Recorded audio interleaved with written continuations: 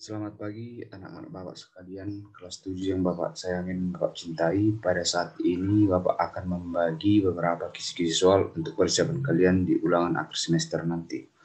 Baik, yang pertama di sini soalnya tipe konversi suhu Celcius ke umur nantinya, kemudian konversi Celcius ke Fahrenheit, dan konversi suhu Celcius ke Kelvin. Nah, contohnya seperti tampak pada gambar. Rumusnya adalah ketika kamu ingin merubah Celcius ke dalam area umur, berarti nanti kamu tinggal mengalihkan 4/5 ke derajat Celciusnya. Maka nanti otomatis suhunya akan kita peroleh di dalam derajat area umur. Ya, jadi R ini area umur. Begitu juga dengan konversi Celcius ke Fahrenheit, seperti pada gambar F sama dengan 9/5C tambah 32 ya. Nah, jadi langsung saja nanti seperti pada contoh soal, diberikan contoh dalam Celcius dia 50 derajat Celcius, dia minta konversi ke dalam Fahrenheit.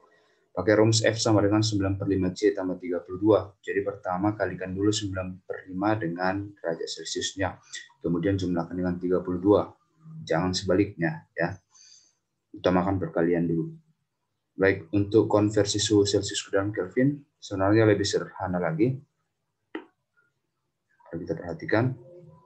Nah, untuk pengubahan Celcius ke dalam Kelvin, langsung saja rumusnya seperti pada gambar K sama dengan C tambah 273. Contoh soal diberikan dalam 27 derajat Celcius ya. 27 derajat Celcius. Kemudian ditanya, kalau dikonversikan ke dalam Kelvin itu berapa Kelvin? Nah, berarti langsung saja pakai rumus C tambah 273. Jumlahkan aja dengan 273 sehingga diperoleh hasil akhirnya adalah 300 Kelvin. Jadi seperti itulah tipe soal kita nanti untuk suhu ya, kita masih suhu saja. Oke, kemudian untuk soal berikutnya mengulas kembali materi kita di topik-topik yang lalu ya. Seperti soal nomor 1, ini nanti akan ada yang keluar. Jadi nomor 1 ini kita diajak untuk mengenali jenis graf. Ada GLBB yang dipercepat dan ada GLBB yang diperlambat. Nah, kita perhatikan untuk kendaraan ini dari A ke B ya, dari A ke B. Bagaimana dari A ke B? Ya, sepeda motor ini meluncur. Nah, kemudian dari C ke D, sepeda motornya menanjak. Otomatis dalam posisi meluncur dari A ke B, ya, sepeda motor akan mengalami yang namanya percepatan. Artinya dia mengalami GLBB dipercepat. Dan ketika menanjak naik dari C ke D, dia akan mengalami perlambatan karena sepeda motor naik itu semakin lambat. Jadi jawaban yang paling tepat di sini nanti adalah AB-nya itu dipercepat dan CD-nya itu diperlambat seperti itu. Nah, untuk yang nomor 2 ini tentang masalah resultan gaya. Jadi untuk ya kita amati satu persatu tiap option. Jadi untuk option A di sini kalau kita perhatikan yang ke kanan itu kan ada gaya 10 Newton dan ada gaya 15 Newton. Berarti karena mereka searah dijumlahkan aja yang searah. Gitu. Jadi 10 tambah 15 itu adalah 25. Nah, sedangkan yang gaya 5 Newton ini itu adalah berlawanan arah sehingga nanti hasilnya dikurangkan. Jadi pertama jumlahkan dulu 10 tambah 15 yaitu 25 karena searah. Kemudian kurangkan dengan 5 karena berlawanan arah. Berarti 25 dikurang 5 adalah 20 Newton lah resultan gaya atau total semua gaya pada option bagian A ini. Oke, kemudian pada option bagian B sama halnya seperti pada option bagian A tadi, yang ke kanan ini adalah 15 Newton ya. Kemudian yang ke kiri ada dua gaya yaitu 5 dan 10. Berarti kalau ditotalkan yang ke kiri ini 15. Berarti untuk total semua gaya yang ada pada benda ini, 15 yang ke kanan kurangkan dengan 15 yang ke kiri. Kenapa dikurang? Karena mereka berlawanan arah. Sehingga nanti hasil total gaya di sini adalah 0. Oke, kita tengok untuk option yang terakhir ya. Di sini ada gayanya 15 Newton ke kanan, kemudian ada 5 tambah 15, berarti ada 20 Newton ke kiri. Berarti otomatis nanti ya selisih antara gaya yang ke kanan ke kiri pada benda ini, pada option C ini, ya itu adalah 5 Newton. Tetapi karena lebih besar dia yang ke kiri dibandingkan ke kanan, berarti otomatis benda ini akan bergerak ke kiri. Jadi di mana nanti total gayanya, total angkanya itu lebih besar, maka dia akan cenderung bergerak ke arah itu. Ya, contohnya kalau di kiri yang lebih besar ya dia akan bergerak ke kiri. Kalau di sana tadi kan yang di kanan yang lebih besar itu 25 ya. Berarti dapat disimpulkan benda A-nya nanti akan bergerak ke A, begitu seterusnya. Ya, oke. Kemudian untuk aplikasi, ya ini lebih dikuasai lagi, aplikasi hukum 1 Newton, aplikasi hukum 2 Newton, dan 3 dalam kehidupan sehari-hari.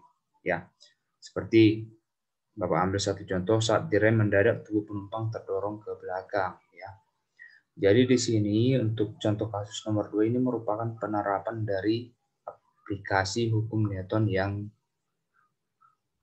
pertama. Ya, ini adalah hukum dari kelembaman. Nah, jadi nanti tetap dikuasai aplikasinya, itu akan keluar di soal ujianmu di UAS. Kemudian untuk berikutnya, di sini sifat-sifat zat padat. Ya, jadi dikuasai apa itu sifat-sifat zat, gas bagaimana, padat bagaimana, cair bagaimana. Kemudian kuasai perubahan-perubahannya, contoh dari cair ke padat dinamakan membeku, dan kebalikannya dari padat ke cair dinamakan mencair, dan seterusnya. Masih ada istilah-istilah lainnya yang harus dikuasai, contohnya menyublim, ya, menguap, dan sebagainya. Kalian harus tahu prosesnya. Kemudian kalian harus menguasai yang namanya perubahan-perubahan fisika, dan mana yang dinamakan perubahan-perubahan kimia dalam kehidupan sehari-hari. Kalian harus tahu itu. Nah, oke, untuk nomor 4 yang ditanya adalah sifat-sifat zat padat. Seperti kita tahu, partikel zat padat itu tersusun sangat rapat.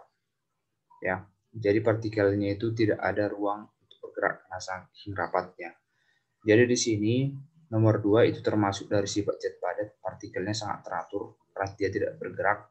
Ya. Kemudian di sini jarak antar partikelnya sangat berjauhan, itu bukan sifat zat padat, itu adalah sifat gas. Kalau sifat partikelnya berjauhan, kalau zat padat itu sifatnya dekat. Ya. Jarak antar partikelnya sangat dekat. Ya. Jadi kuasai sifat-sifatnya, Bapak ulangi, kuasai bentuk perubahan fisika, bentuk perubahan kimia, kemudian kuasai sifat-sifat zat padat, zat cair, dan gas. Yang terakhir, kuasai juga tentang perubahan-perubahan wujud benda, seperti tadi contohnya dari padat ke cair, itu dinamakan apa prosesnya. Seperti itu. Oke, untuk jenis kisi-kisi soal berikutnya, ya, di sini tidak lupa nanti Bapak memasukkan materi tentang besaran dan satuan, ya, secara standar internasional SI. Nah, seperti ini nanti di nomor 5 ini kalian dituntut untuk mencari alat ukur apa yang paling tepat untuk kita pakai untuk mengukur massa, dan apa nanti satuannya, satuan yang baku, ya, bukan satuan yang membaku, satuan yang baku. Nah, contohnya Bapak ambil poin 1 dan poin 2-nya. Besaran massa, ya, besaran massa alat ukurnya dipakai neraca lengan. Bisa ya, neraca lengan dipakai untuk mengukur massa. Memang itu tujuan, itu adalah fungsi dari alat ini. Nah, kemudian satuan yang diukurnya kilogram tepat. Berarti nomor 1 ini, ya, poin 1 ini menyatakan alat ukur untuk massa dan satuannya sudah tepat untuk standar SI. Kemudian kalau kita ambil, ya, di nomor 4, ya, di nomor 4 poin keempat ini, alat ukur yang dipakai untuk mengukur panjang dikatakan sini mikrometer sekrup. Memang boleh mikrometer sekrup dipakai untuk mengukur panjang. Tetapi nanti satuan yang dipakai, hati-hati, bukan milimeter, itu harus dalam meter. Itulah satuan yang diakui secara internasional, bukan milimeter. Jadi kesalahannya ada di satuannya. Sedangkan alat ukurnya sudah tepat, seperti itu. Oke, kemudian kalau kita perhatikan di nomor 6 ini besaran pokok dan satuan yang tepat. Jadi contoh kalau poin 1 ini salah, ini poin 1 ini. Kenapa? Besaran massa, untuk besaran massa apa satuannya? Nah, satuan baku untuk besaran massa yang diakui secara internasional itu adalah kilogram, bukan gram. Jadi poin 1 ini adalah poin yang salah, seperti itu. Jadi kalian cari mana yang benar. Nah, seperti itulah model soalnya. Oke, yang nomor 7 sama dengan soal nomor 6 yang Bapak jelaskan sebelumnya, jadi ada lagi yang perlu dijelaskan di situ. Kemudian kuasai juga seperti soal nomor 8 ini besaran turunan, ya, besaran turunan yang diturunkan dari besaran pokok. Jadi kalau kita perhatikan di sini volume, ya, besaran volume satuannya adalah meter kubik, ya. Itu benar, ya. Untuk gaya satuannya itu adalah Newton, itu benar. Tetapi yang diminta dia di sini adalah kelompok besaran turunan. Siapa saja yang merupakan besaran turunan di sini berarti semua besaran di luar dari 7 besaran pokok. Jadi di antara 5 besaran yang ada di sini, 5 poin yang ada di sini, Bapak urutkan, Bapak kelompokkan, ya. Volume itu merupakan besaran turunan. gaya merupakan besaran turunan, jumlah zat itu merupakan besaran pokok. Ya, karena dia termasuk di dalam 7 besaran pokok. Massa jenis zat ya itu merupakan besaran turunan, usaha juga merupakan besaran turunan. Kira-kira seperti itu kisi-kisi ujian kita untuk ulangan akhir sekolahnya, ulangan akhir semester ya. Jadi tetap jaga semangatmu, jaga kondisi kesehatanmu, ciptakan nilai terbaik ya. Selamat berprestasi. Salam, Bapak ucapkan salam sehat.